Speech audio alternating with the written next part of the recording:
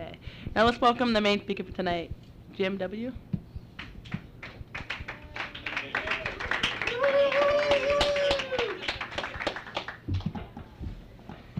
Good evening, I'm Jim. I'm an alcoholic. I was watching David tape the microphone up here for the taping. Boy, I just hate that.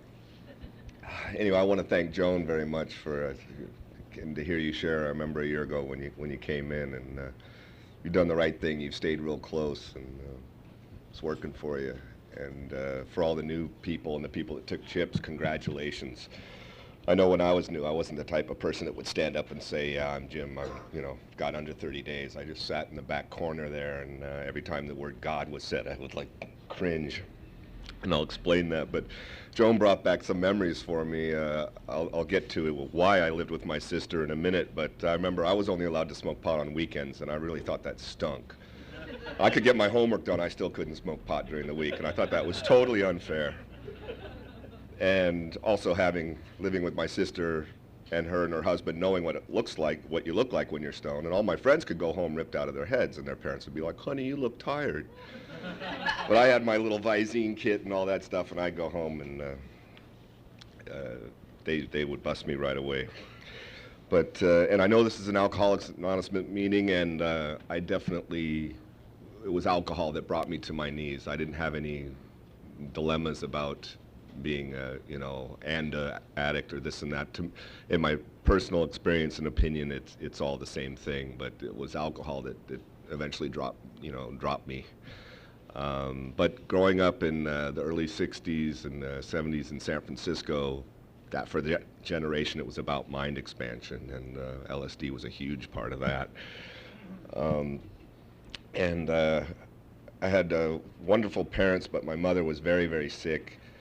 And I'm going to describe a little bit about that, and it's not for sympathy, and it didn't make me an alcoholic. It could be the fact that everyone in my family was an alcoholic, but whatever the reason, it just is, and luckily down to my core, I know I'm an alcoholic, and I think that gives me a shot at staying alive. But my mother was real ill after I was about a year old, and she went into a coma, and she came out of it, but she was never the same again, and she had a medicine cabinet full of just about everything you can imagine. In fact, I worked for the pharmacy later, and her drug bill on a weekly basis was over $110, which in the early '60s was quite a bit.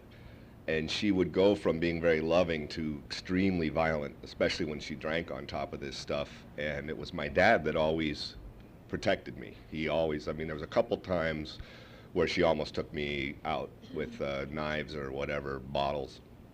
And when I first heard a guy named Bob T. sharing here about his mother trying to take his life, I felt that connection. Because I never, no mother ever tries to kill their little boy.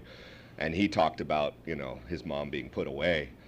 And I remember how that made me feel. I no longer felt alone. I no longer felt this shame that I was the only kid that ever happened to. I'm sure it's probably more common than we'd like to think. But anyway, my dad was trying to tell me when I was 11 that he was leaving. My mom was so violent with him, and he always just took it. And I never understood how he put up with this. And of course, he was about to stop, and he was trying to tell me he was leaving, and he collapsed and had a heart attack. And the type of fear that went through me at that point is kind of indescribable, because the first thought that crossed through my mind, because the shock of him dying, I couldn't really accept the reality that he was gone, but the reality I could wrap my mind around was the fact that it was me and her. And that was very, very scary, and it was almost to the day and date that I started, using various substances, mostly marijuana in the beginning. I had two older half-sisters, and they were, hanging out with guitar players, and, my mom, when she used to take me to Golden Gate Park in like the early '60s when LSD was still legal, and all the hippies would be gathered around, and the Grateful Dead would be playing on the back of a truck, and she'd be drinking the wine and the cheese and, eating the cheese, and then the sugar cubes would come around, and I'd go, oh, I want it. And she'd go, no, honey, no sugar cubes for you. I couldn't figure out why. Well, I later found out big time why. And And it was an interesting, but my idols were like, these musicians and this and that, and things got real scary after my dad passed away, and my sisters were off doing their thing, and like I could never have any friends over because she would not think twice about beating them.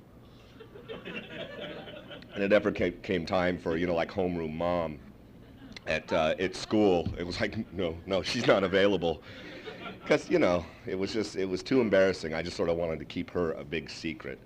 And one thing this program's done for me is it's made it okay. She did the best she could, and I know in her own way she loved me. She had a very strange way of showing it, and it definitely made me a nervous little guy. And I also want to let the new people know this is like my family. This is the room where my life changed after 29 years of drinking and using, and this is my family. The holidays, it's just like it's being with my family. And I promised some of my family earlier that I actually came up with a few incomprehensible holiday demoralizations. For the people that have heard my story before, I'll get to those. And I think one of the best ones was, I think it was either the last drunken Christmas or the one before, but I got really, really mad at the television set and Jack's mom, and she knew what to do. She grabbed the kids and ran into the bedroom, and I decided I was going to kick out the tube on the television set. And I'm wearing cowboy boots like I always do, and boy, those old RCA tubes are just really, really strong. I'm kicking away on this thing, screaming at the top of my lungs, and it won't break. I was in total blackout. I woke up the next day and tried to get up out of bed and collapsed to the floor, and this is Christmas morning. I had broken one foot in 3 places and my other foot in 2 places. I mean, just completely shattered my feet. But I was so drunk and out of it that I walked to bed, or staggered to bed, and no big deal, just another Christmas Eve. But I had to come up with a story here, I'm not going to tell, alcoholics, I was, not going to tell the truth, so we come up with fabulous stories, and this was a good one. I was hiding presents in the garage, and there's a bunch of shelves, and I had like a big, ghetto blaster up top and some heavy items, and I was climbing up to get them, to put them under the tree, and the shelf broke underneath my feet, and they all came down, fell across my feet, and people would look at me and go, "Oh, you poor thing," and I was like, yeah. And I told that story enough and enough and enough that it became reality for me. And there was other stories that became reality that were total fantasy. I mean, over that many years of drinking and using, so often fantasy or stories I told to con some girl out of her clothes or whatever I was trying to do became reality. I remember standing at this very podium, I think I was a year sober, and telling a Vietnam story, and I had to stop right in the middle of the story and go, "I'm really very, very sorry." I did the 10 step right there on the spot. I said, "I never went to Vietnam." But I had been in battle. My buddies had been blown apart. That's nothing, really, really to mess around with. But I can remember telling a girl in tears, because when I drank, I could go into tear mode real easy. And I'm at the Vietnam Memorial in Washington, D.C., and I want this girl to come back to my hotel so badly. So, I'm pointing at my buddies, and I'm crying on her shoulder, and it worked. And, it worked so well that I continued to use that thing and it wasn't until a moment of clarity right here where I'm standing, where I had to look out at my family and go, "Man, I am a liar." But, and you start to get clear. I start to, look back in my life, and I think one of the biggest gifts I've gotten, one of the many from sobriety, is awareness of who I was, of what I became, and how to live differently. But going back and being aware of the stuff that was going on in my childhood that I just pushed down. It was too excruciating to be sober, to be present. And also I felt the whole world just owed me, It took away the best, dearest thing, which was my dad. And, I always looked up to him, and he always was there. And when he was gone, it was just like, okay, the deal's off. Now I'm going to get what's mine. And my whole life was based on beating you out of what you had, or just somehow scamming the situation, and it would enter every situation to see what I could get out of it for me. I mean, the whole thing was just a selfish cycle. So fast forward a couple years, and my mother died in a fire, and it was okay. It was her time, and actually she died. I think she drank herself to death because there was no smoke in her lungs, the autopsy and stuff. But she was just a mess. And so I went to live with my sister for a year, and that's when, you know, the marijuana rules came down. And I'll never forget, on Christmas morning, there'd always be a joint of really good sensimilla in my stocking. But this marriage that she had going was not happening, and I really resented this guy trying to be anything like a father to me. I was already way off to the races. I was one of my mentors and father figures was my other sister's boyfriend, who was a hash smuggler. And you know, because I really liked the hippie thing, and it was very attractive to me, but you know, they didn't have a lot of money. And the nice thing about the smugglers is they were hippies, but they lived in beautiful houses in Marin County, and they drove Jaguars, and if you wanted a Fender Stratocaster, they'd be like, here, kid, go buy it. I just thought these were the coolest guys. And this guy was an attorney and doing a lot of work for George Jackson and the Soul Dad, you know, and he was doing a lot of good work, and that just didn't appeal to me. It's nothing hip about that. And so I went to court, and I became an emancipated minor with her permission, and I got an apartment about a block from high school. I was 15 at the time, and it sounds really neat, but it was really kind of, looking back, it was really lonely. I would never admit it at the time, but when I graduated high school, I was 5'4" and had a high little voice, and basically with hair down to my waist, I looked like a girl. And so it was very hard for me to go out and rent an apartment when I looked like I was 11, 12 years old. And they would go, what do you know? So one of my sister's boyfriends had to leave town in a real hurry. I just moved into the place and kept sending in the checks. And all my friends would come over and party, and then they would go home to their families, and it was me and 7 cats that I had inherited, many generations of cats. And I continued, and high school was a good experience. And was able to go to Europe with this high school, and it was a lot of good things, but I wasn't going to make any sports teams, and I was terrified of girls. I wanted, you know, you're growing up in San Francisco, and I wasn't, and this is an interesting thing that I could admit from the podium now, this was part of my 5th step, and I thought I'd take this to the grave, but I had been almost molested a couple times when I was a little boy, and my parents put me in a boys' school. I think this is the first time I've ever shared this. I was starting to wonder, you know, what about my sexuality, so it was vital to me that I get with some girls, but I was so scared. I just was sure anytime I talked to a girl, she was going to pull a gun and shoot me in the face. And that's been the only drawback in sobriety, is now that I don't drink anymore, sometimes I think if I ask a girl out, she's just going to pull a gun and shoot me in the face. Don't know what that is. You know, maybe I'll do some writing on it. But so anyway, the thing to do was to be, I'd been studying music since I was 6, so, you know, and I'd been playing guitar. When I finally passed muster with my mother's requirements for classical piano, she let me choose, and I chose guitar. And so by high school, I was pretty good, and I started the high school band. At the end of, and that, you know, that was how I was able to get with the girls. When they all went off to college, I went off on the road with a band. I was working in a recording studio, just fetching sandwiches and doing that. And one of my, you know, San Francisco idol bands came in to rehearse. I was 17, they were all in their mid-30s, and their guitar player had flaked on them. And they needed someone to go on the road with them, and because I had adult status, I was able to sign the papers and this and that and go on this tour. But I was so terrified. This was different than playing high school dances and little stuff around San Francisco. This was getting on an airplane and going to different cities and getting up in front of lots of people.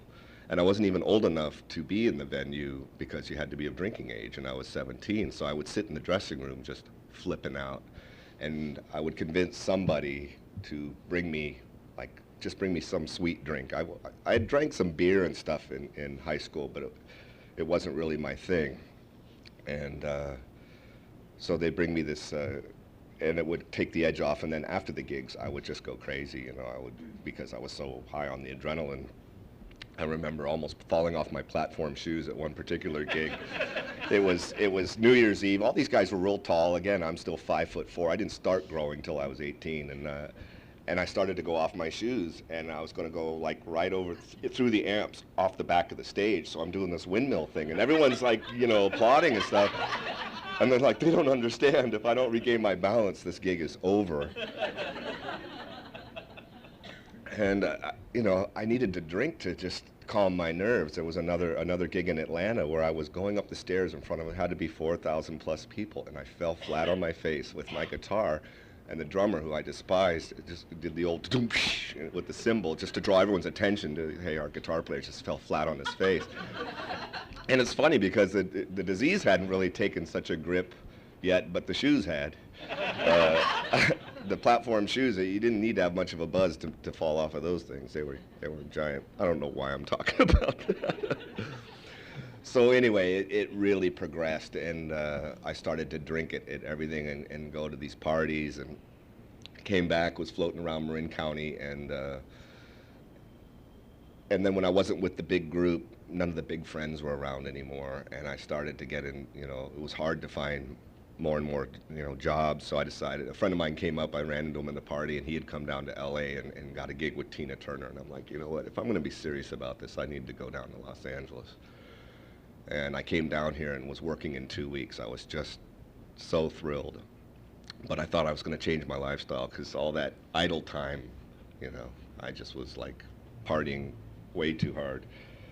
But I wasn't gonna, you know, it was funny. When I had 6 months sobriety, all my friends were telling me, you know, you weren't really that bad, and you start listening to this because they want you to go party with them. You know, you never really got in that much trouble. You didn't lose everything. And I start listening to the press, and I go to 26 and Broadway because I had a commitment there on a Saturday night, and I'm starting to listen to the, you know. And I ran into 2 or 3 bartenders. I know of 2 at least that I ran into, and one bartender, a wonderful guy named Flo. He goes, "Rum and Coke, it's so good to see you." And I'm like, "I've been drinking in your bar for 12, 13 years, and my name's Rum and Coke." I just felt horrible. And the other bartender from a club on Main Street came up and hugged me, wrote, "Oh, honey, we're so glad you're here." And I'm like, you know, okay. If God put them right there at that particular night when I think I was vulnerable. So I was down in LA doing that for a while, and then I decided, you know, that this lifestyle, I was playing with a jazz singer at the time, and we had fans that would follow us around with very dangerous substances, and it was all free, and I was just drinking like a fish, like most everyone in my family. I mean, this disease killed one of my sisters, it killed my mom. I even remember my old Irish grandfather was told by the doctor that he had to stop drinking, and we would ask him, you know, "Kappa, are you drinking?" Because he'd put it in a coffee cup so he could kind of hide it, and then he'd go, "No, I'm not drinking," and we'd put on Hank Williams, and he'd start crying, and that's how we always knew Kappa was drinking. But it killed just about my Uncle Bud, everybody, because we didn't eat, and we would drink fifth after fifth, and ridiculous tolerance.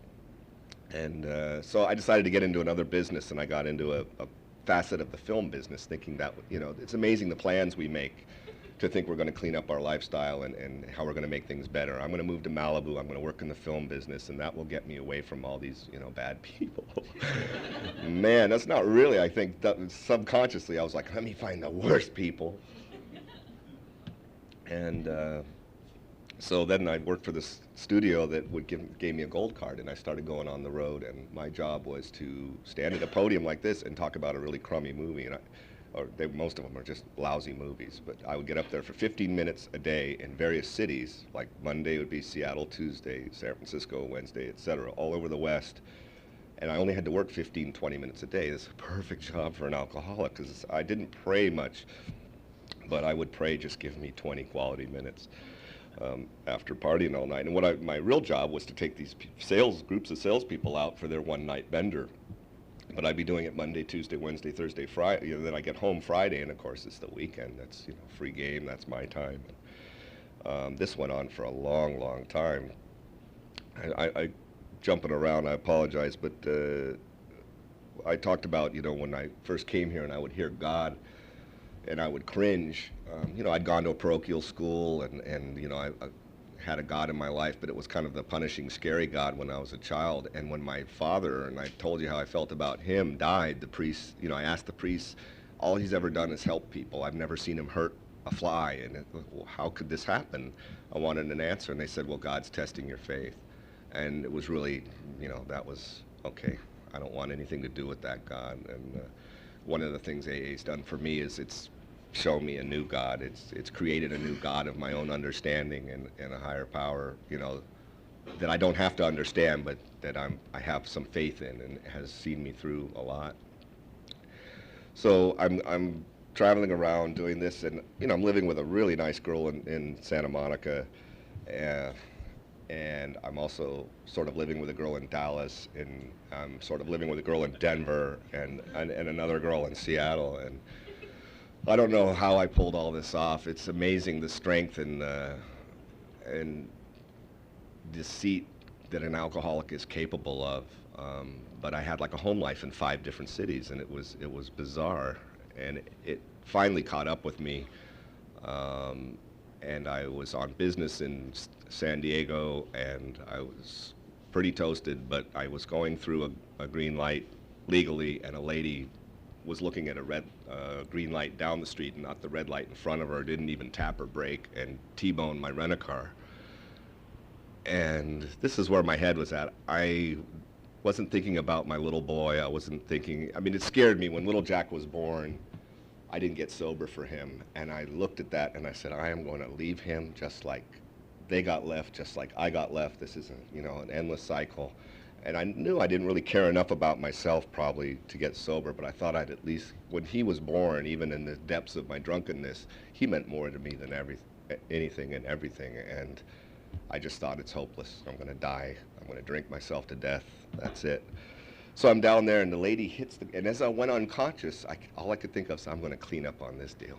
I'm going to get some major cash. I mean, I saw a commercial of this guy's on a gurney in the emergency room, and they're about to start him, and they go over and they swipe his card, and then they bring him back, and he's like this. And I saw a commercial, and it gave me a cold chill, because that's exactly what I was thinking when I got hit.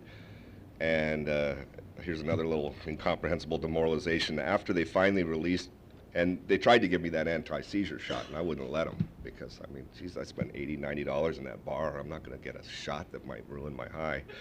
Here's my face out to here. This cop comes over and goes, you appear woozy. And I'm like, well, of course I appear woozy. I just bounced off the windshield. But I went back to the hotel, finished my 5th of rum, smoked a joint, and I proceeded to smash my face against the wall, because I wanted it to be, like, impressive. I wanted to make the big bucks. I wasn't confident that the damage that had been done was enough. Not thinking about my little boy at home and the fact I'd just been killed. Completely insane. So anyway, I lost, I said I hadn't lost. And one of the problems I'd had with the steps was the second half of the first step. My life was manageable, damn it. My whole life had been manageable. I'd been a survivor. I'd fight. And I remember when I found a sponsor in this room, I remember him talking about that Irish Catholic upbringing and fight and get what's mine and this and that, and he burst into tears halfway through his pitch, and I felt like I might be able to trust this guy. But so I hadn't lost the job yet, this and that yet. Well, I lost the job almost immediately. First, I went to try and renew my license. They said I didn't have a license. And I just looked at them, because this was 3 months, September 95, December, tried to renew my license. January, got 2 counts of DUI by mail. February 9th, lost my job. When I went back to do a 9th step amends with that boss and asked him, he said, I just can't watch you die. I couldn't watch you die. And you were dying. And it turned out he had 8 years in the program. When I made my amends and asked him if I could do anything to make up, for the type of employee and friend I had been, and he said, yeah, you can speak at my meeting on Saturday. And I was like, oh my God, that's so unfair. But, the book talks about getting tight at exactly the wrong time. I never saw my bosses, but I would go to Vegas, and I would, all I had to do was hold it together. I mean, I didn't have to, even be sober, but I would just go completely off the deep end, show up at the show floor without any sleep or anything, toxic lawn bird, and they would look at me, and I would see my boss, who was my immediate superior, was an alcoholic, and my sober superior above him, and they would look at me and go like this, and I would walk up, just squirting toxins, going, what? What's the problem? And just in total denial. So I'd lost the job, and I got sentenced to AA by the court, and but only 6 meetings, 30 hours of diversion, which I think, really, in my opinion, they should reverse that. Um, anyway, it got me coming to meetings, and then a couple months later, she left, took the kids, and about 2 weeks after that, I got a phone call. I was crawling into bed 10 o'clock in the morning, and I got a phone call that she had gone to her ex-husband's house and did some drugs and stopped her heart, and they got it started, and she was in Santa Monica jail, and the kids were with her sister, who was our connection, but I wasn't going to get Jack because I was an alcoholic. And I had that moment of clarity. I mean, I'd had clarity before that I was an alcoholic, but it was always clarity that it was hopeless. And I would tell myself at 2 and 3 in the morning, are you enjoying this? Are you even getting where you want to get to? And this went on for, God, at least 8 years of being like that on a nightly basis and telling myself, I'm not going to do this tomorrow. You know, I can't sleep, I can't get drunk, and I'm not doing this tomorrow. And by 3 the next day, I'd be doing it. I'd be, well, I'll just have one. I'm going to be cool. I'm going to control it. And I mean, that insanity, day after day after day. But that morning, something was different, and something snapped me out of it. And the obsession, I feel really fortunate, this obsession for myself was lifted. And I think it was partly out of fear for the little guy's life and the jackpot I had put him in. And so I started coming here and taking it a little more seriously, meaning I wasn't drinking between the meetings, and I was actually listening to what was being said. And then, of course, having to go to children's court and having children's services breathing down your neck. And, you know, those people do the best they can. But as I was going through that first year of sobriety, it was excruciating. They would mix up paperwork. Jack has a relative that was under investigation for molesting his half-sister, and they got that confused with me. So I'm sitting there with 60 days sober, holding my little boy, and the police show up. And I'm like, what? You know, well, you know, child molester. I'm like, oh my God.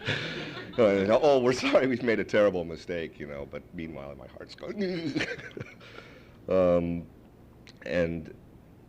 But I was able to do some things that I learned in here. You know, I was told, take some parenting classes, try to put it together so that the children's court and children's services, you know, and when I had 30 days, I remember saying, okay, give me my kid, but the statistics on 30 days weren't good enough. Those people have seen enough families ripped apart, and going to that court was probably the most depressing thing I've ever done. They want to see you have a year and a half before they're going to trust you with a child. But as I said, I found my sponsor in here, and because the judge, and I thought, here's another one in the program. This is so unfair. He like leaned over and he goes, you come back here in a week with a sponsor. I was like, oh, for Christ's sake. So I started going to even more meetings because I got to find the right guy, you know, the best guy. And when I asked the guy who's still my sponsor today, he didn't say yes right away because I was like 230 pounds. My eyes were road maps, and I sort of waddled up to him going, will you sponsor me? And it was not an immediate yes. And I wasn't a joiner, and I wasn't, you know, trusting people, and I didn't know how this was going to work, but I just, you know, they said keep coming back, and there were certain guys that were here every day, and I, you know, for all the people that don't feel they're enough service in this program, just being in that chair and smiling at me when I came through the door on a daily basis and saw the same guy in the same chair going, you're all right, you're going to be okay, keep coming back, and smiling.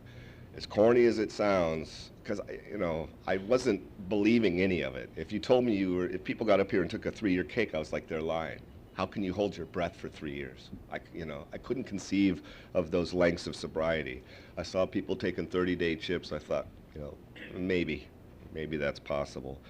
And day after day, started put together, and my sponsor didn't let me sit on the steps. He got me into the steps right away.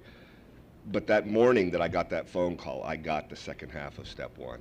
You know, I mean, I knew I was an alcoholic. People would call me an alcoholic. They would invite me places because I was kind of a funny alcoholic to a point. But the second half of the step, I had the house, I still had the car, yet, you know, the family. So that's what I called manageable. What I didn't realize, or maybe it was too painful to look at, was I was dead inside. My life inside was manageable. I'd lost all dignity as a man. I'd lost everything, and I was just a walking dead man, and that was my unmanageability. And it was just a matter of time until the stuff, the material stuff, would go away. And, coming to believe that a power greater than myself could restore me to sanity, my sponsor pointed out that walking through the doors of this room, court-ordered or not, was an act of sanity, probably the first one I had taken in many years. And then I read in the book that I didn't have to, like, embrace and totally get that step right off the bat, and I was like, okay with that. It says I took it piecemeal myself, and I was like, okay, I'll take it piecemeal, because this God thing's still not really working for me. And the third step, be very honest, I pretty much glossed over it because I couldn't turn my will. My will was what had kept me going from age 15 by myself. In my mind, I now know that there was a higher power, and something like that poem, The Footsteps, there was something taking care of me, because I really shouldn't be standing here. I should be buried a long time ago. But, worked on that step, turned my will and my life over. But I'll tell you what, getting into that inventory was huge, because I'd never looked at that stuff. I'd never looked at my part, because it was all your fault. It was all the world's fault. It was all happening to me. It was all being done to me. And when my sponsor said, look, that's fine, write down all those people, places, and things that did this to you and that made you feel this way. But just, maybe with your mom, it was just, your part was that you were there. I was like, oh. So he kind of separated my part from guilt. Now, that was maybe smart on his part to get me going on it. And then I would stall, and I see people sit on that step, and not a good idea, just unless you want to sit in pain. And he'd say, look, just pick up the pencil, write one sentence a day, and then put it down. If nothing else comes, put it down. And of course, invariably, stuff would come gushing out. And when I shared with him, my fifth step, and I thought there was, the one thing was that, and it sounds silly now, and it's silly to me now, but it was such a big thing. It was like that doubt of my masculinity and my manhood. I'd never had a homosexual experience. I'd been scared a couple times growing up as a little boy in San Francisco, but, I shared that doubt with him. That was my big deal. And he smiled at me, and this guy was, drafted by the Miami Dolphins. He smiled at me and he goes, something, me too. And I swear to God, this whole huge rock of Gibraltar lifted off of my back. And, all the other stuff that I shared. But that for me was the big deal. That was the thing that was, shaming me and stuff. And I just floated out of that park. There's no other way to describe it. Went home, got real quiet, reviewed if I, was told that the first step's the only one I probably had to do right. Everything else, just do the step. Just get through it. There's nothing that says you can't go through and do it again. Stuff comes up in later sobriety. I mean, this is, my 4th, 5th month of sobriety. And 6 and 7, and then making that list of people, people I had harmed. And that list started to get longer and longer. And it wasn't financial. In my case, it wasn't financial very much. It was more women that I had harmed and broke their hearts, and just friends that had loved me, and as I got more and more in the depths of my alcoholism, my world got so small. I mean, it got down to the point where I wouldn't go out and party. I would just sit in a hotel with my bottle, and I only had the energy to keep maybe 2 or 3 friendships going. And then my other friends, if there was something going on, they say, I could almost hear them say, we would invite you, but we just don't know where you're going to go with this. And if we go away for a weekend up skiing or something, we don't really want you along, because we love you, but we don't know what's happened to you. And you could just see the pain in their eyes, because, the common thing to say is, well, I'm only hurting myself. It's not true. You can really tear the heart out of people that care about you. And the anticipation, and I like how the steps are structured, where there's like willingness and then action, and then willingness and then action. And my sponsor was also very good in that he didn't demand that he didn't tell me to do anything, because I was not into authority, and I wasn't into people saying, you better do this, or he would just say, try this. Try this and see if it works for you. Why don't you try this? And he'd be right, and I would trust him a little more, and I would drop the guard a little and let him in a little closer, and I would start to share, just not the whining stuff. I would call him my first year and just whine like crazy, because I had children's services this, and she was doing that, and da-da-da-da-da, and he'd go, how's that step going? And I would go off on my little tangent and cry and complain and go, how's that step going? Because he knew that the real secret to this program, the real thing, that if there's any relief, and this is again my opinion, my experience, is the steps. Without the steps, I would rather be drinking, because I can't live without some sort of medication. I can't be sober on this planet. It's just too uncomfortable.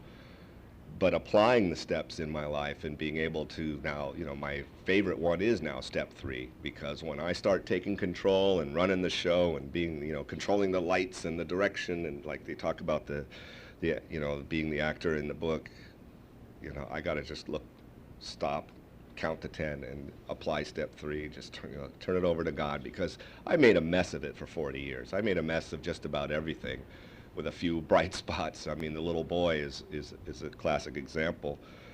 Oh boy, I can't believe it's almost 9. Anyway, I want to tell you one last story, and most people in here have heard this, but for the new people, this hopefully will give you some hope. It gave me hope.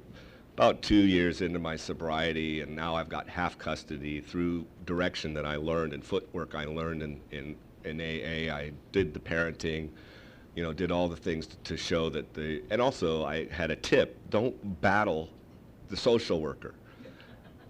She's got the power, you don't go to war with her. And Jack's mom decided to go to war with her, and I ended up with half custody of him. She married a guy that she met in treatment who wasn't going to meetings, and I think now he's got 7, 8 years, he still it's not going to meetings, which is frightening to me, because I know what I'm like if I go 3, 4 days. And if you're new and that sounds strange, I believe me, I understand, but now a meeting is like the bar it used to be. I go to a meeting, and even if I don't hear a word the speaker says, I get 45 minutes of peace and quiet. I feel safe, and I feel better.